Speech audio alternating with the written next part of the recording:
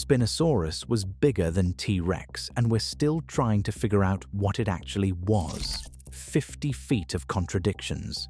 A predator longer than a Greyhound bus that hunted in water instead of on land, with a sail on its back nobody can fully explain, and a story so unlucky that the first complete skeleton ever found was incinerated by Allied bombs in 1944. That's not a metaphor. The bones are gone, the drawings survived, and almost everything we know about this animal we figured out in the last 20 years from fragments dug out of a Moroccan riverbed by a paleontologist who almost gave up on it 3 separate times.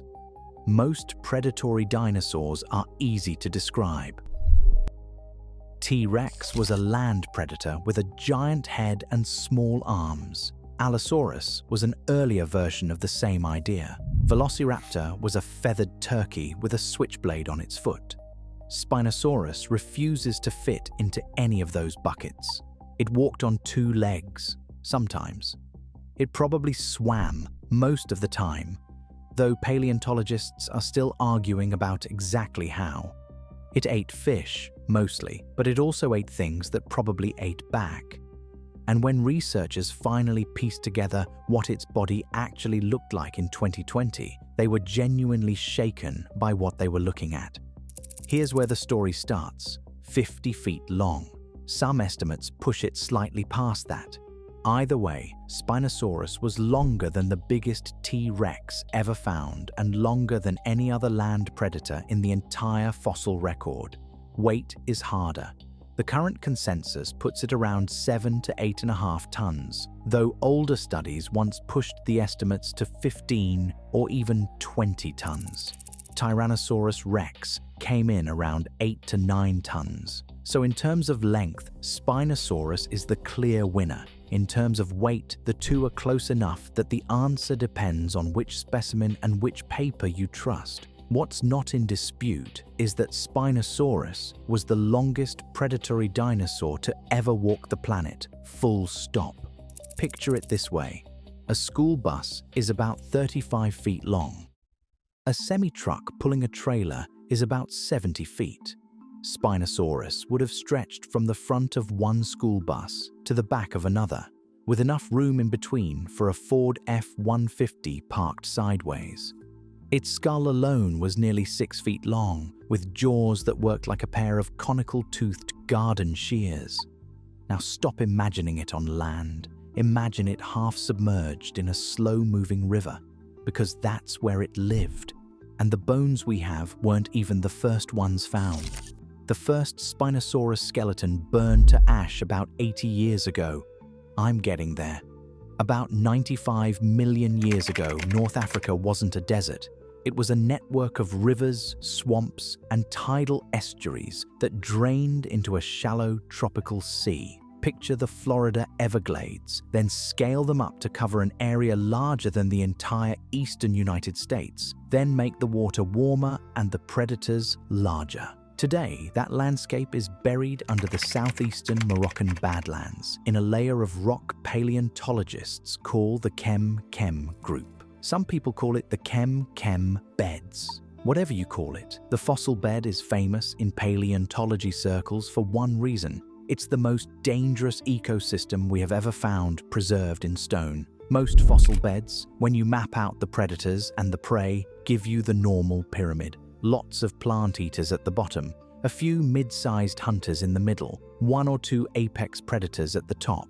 The Chem Chem doesn't work that way. It has almost no large plant eaters and at least 3 giant predators sharing the same river system. We'll come back to who else was in that water. For now, the important fact is that Spinosaurus was the biggest of them, the biggest fish eater, the biggest land predator, and almost certainly the biggest thing in the water itself. If you waded into that river on a hot afternoon 95 million years ago, you wouldn't have made it out. Not because of Spinosaurus, because of what came before it. In 1911, a German paleontologist named Ernst Stromer von Reichenbach, pronounced Roy Kenbock, led an expedition into the Bahariya oasis in western Egypt. He came back with bones nobody recognized, vertebrae with neural spines so tall and narrow they suggested some kind of sail running down the animal's back, a jaw that looked more like a crocodile's than a tyrannosaur's. Stromer described the animal in a 1915 scientific paper. He called it Spinosaurus aegyptiacus, the spined lizard of Egypt. He estimated it was bigger than T-Rex. Nobody believed him. The bones sat in the Bavarian State Collection of Paleontology in Munich, classified, catalogued, and largely ignored for almost 30 years. Then came the night of April 24th to 25th, 1944. The Royal Air Force bombed Munich. The state collection took a direct hit. The fire reached the gallery where Stromer's African specimens were stored. By morning, every Spinosaurus bone Stromer had ever brought back from Egypt was gone. Not damaged, gone. The detail that makes this worse is that it didn't have to happen. Stromer had been begging the museum director to move the African fossils to safety for years. The director was a committed Nazi. Stromer, who came from German aristocracy, was a vocal anti-Nazi. The director refused. The party line was that the Luftwaffe would protect Munich. By the time the bombs fell, the fossils were sitting exactly where they had been since 1915. And it wasn't just Spinosaurus. The same fire destroyed the only known skeletons of Egyptosaurus, Bahariosaurus, and Stromer's other African finds, including the original specimens of Carcharodontosaurus, an entire lost ecosystem, all stored in one room, all incinerated in one night. Stromer himself outlived the war. 2 of his sons did not. He never went on another expedition. He died in 1952, the year after his last surviving son returned from a Soviet labor camp. For nearly 70 years after that, Spinosaurus existed mostly as a footnote, a sketch in a German paleontology journal, a name on a museum placard. Paleontologists knew it had been real. They just couldn't prove it the way you can prove T-Rex by walking into the Field Museum in Chicago and looking up at Sue. There was no Sue for Spinosaurus. There were drawings and there was a hole in the rock layers of Egypt where the body used to be. And in 2008, a graduate student named Nizar Ibrahim, pronounced Nizar Ibrahim, met a man in southern Morocco who showed him a cardboard box. Inside the box were bones, Spinosaurus bones. They had been dug out of the Chem Chem by a local fossil hunter and sold through an underground market that moves Moroccan fossils into European and American collections, often illegally. Ibrahim looked at the bones, paid for them, and filed them away in his mind. He didn't know they mattered yet.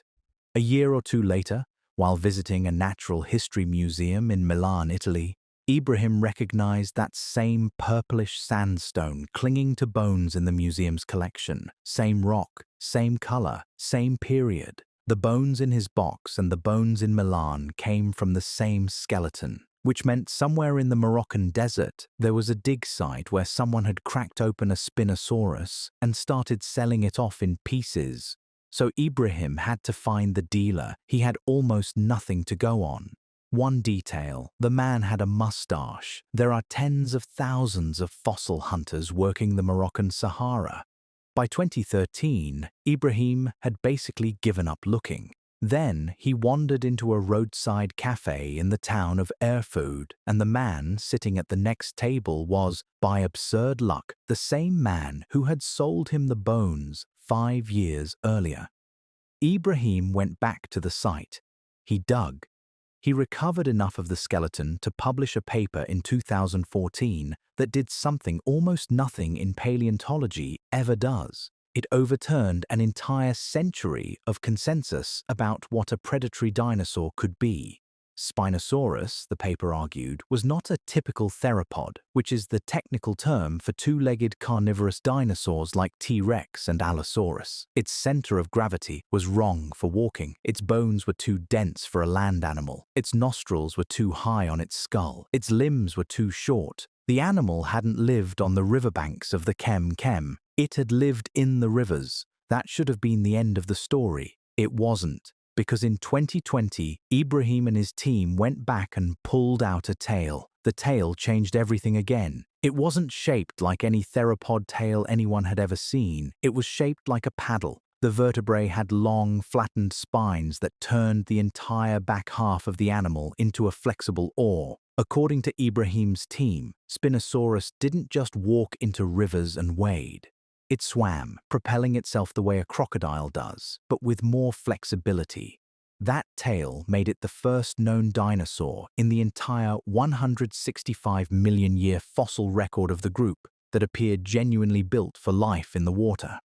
I should be honest here. Not every paleontologist agrees. Paul Sereno, the University of Chicago researcher who was actually a co-author on the original 2014 paper, has since published multiple studies arguing that Spinosaurus was not the underwater hunter Ibrahim's team describes. Sereno's view is that the animal was an ambush predator that stalked the shoreline and waded into shallow water but wasn't really a swimmer in the deep water sense. The Ibrahim camp counters that the dense bones and the paddle tail only make sense for an animal that spent serious time submerged. The argument is still going.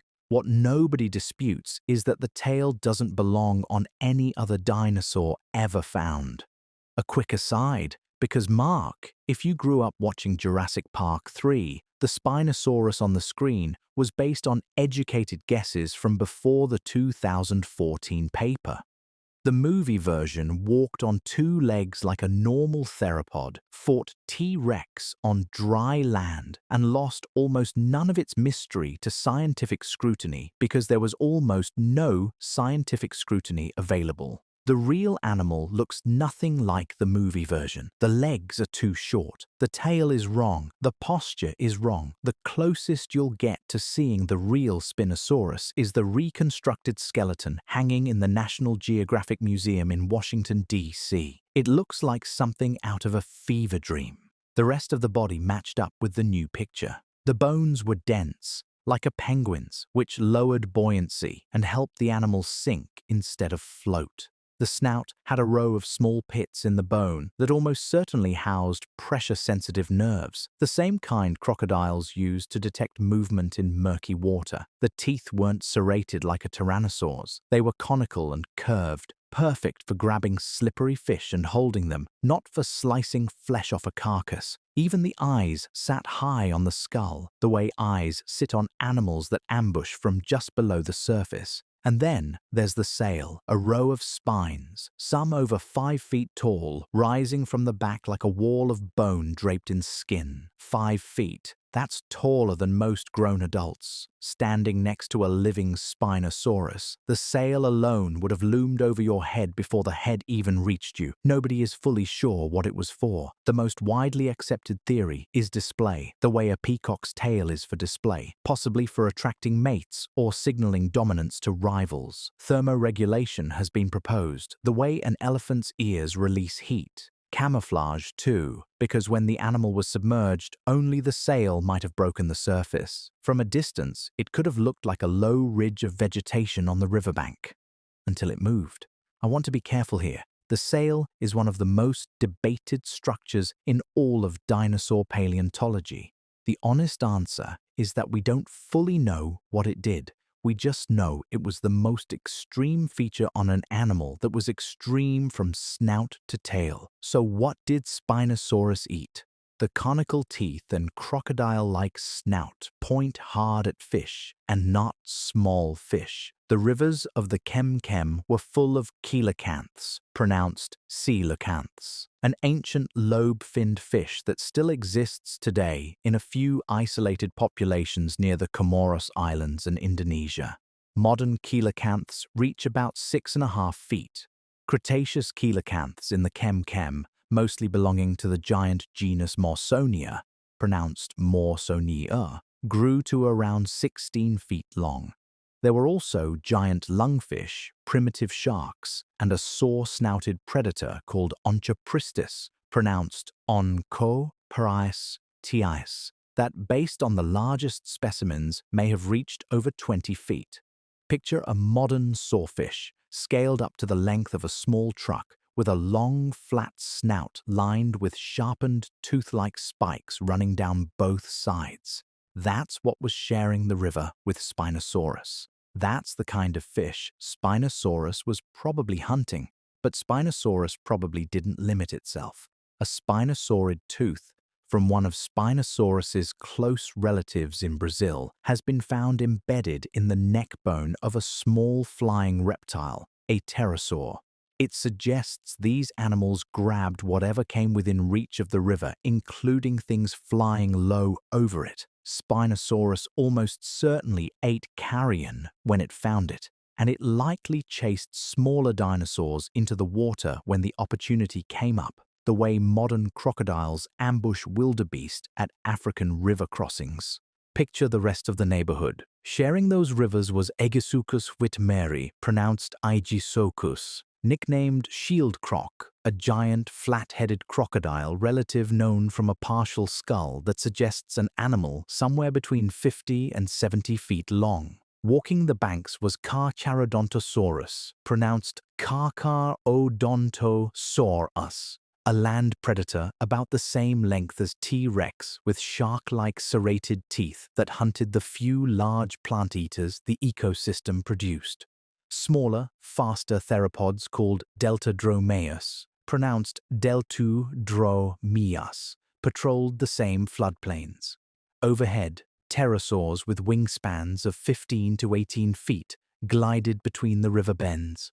Most of these animals were also discovered, named and lost by Stromer in that same 1944 fire. The Chem Chem fossils are, in many ways, scientific second chances. Drop a modern human into the middle of all that. If you arrived on the riverbank at noon, you would have minutes, not hours, not days, minutes. The first thing you'd notice isn't the predators, it's the heat. Equatorial sun, 90% humidity, no shade. You'd be sweating through your clothes before you finished looking around. You wouldn't see Spinosaurus first. You'd hear the splash of something the size of a backhoe shifting in the water nearby. You might glimpse the top of the sail, a ridge of bone and skin moving through the shallows like a sailboat that learned to hunt. And by the time your brain processed what you were looking at, the snout would already be coming up out of the water at you, with a wedge of conical teeth wider than a doorframe. The Chem Chem isn't just the most dangerous fossil bed we have ever found. It's the most dangerous environment in the history of life on Earth, and Spinosaurus was the largest predator in it. There are dinosaurs we have figured out. T-Rex is one of them. We have dozens of skeletons. We know how fast it ran, how hard it bit, how it grew, what it ate. We have the lining of its skull and the structure of its inner ear. We know it. Spinosaurus is different. We have one mostly complete skeleton, pulled out of a Moroccan riverbed in pieces by a man who tracked down a fossil dealer by following the memory of his mustache. We have Stromer's drawings of bones that don't exist anymore. We have a sail nobody can fully explain, a tail that rewrote the rules, a body plan that doesn't match anything alive on the planet today. We don't know what color it was. We don't know what sound it made. We don't know how it raised its young, or how long it lived, or how it died. And maybe the scariest fact about Spinosaurus isn't its size. It's that the largest predatory dinosaur that ever lived was a creature we almost lost forever, twice. Once to a fire in Munich, set by a war that had nothing to do with science. Once to a fossil bed nobody knew where to find in a desert most people will never visit. The rivers it ruled are gone. The animal is gone.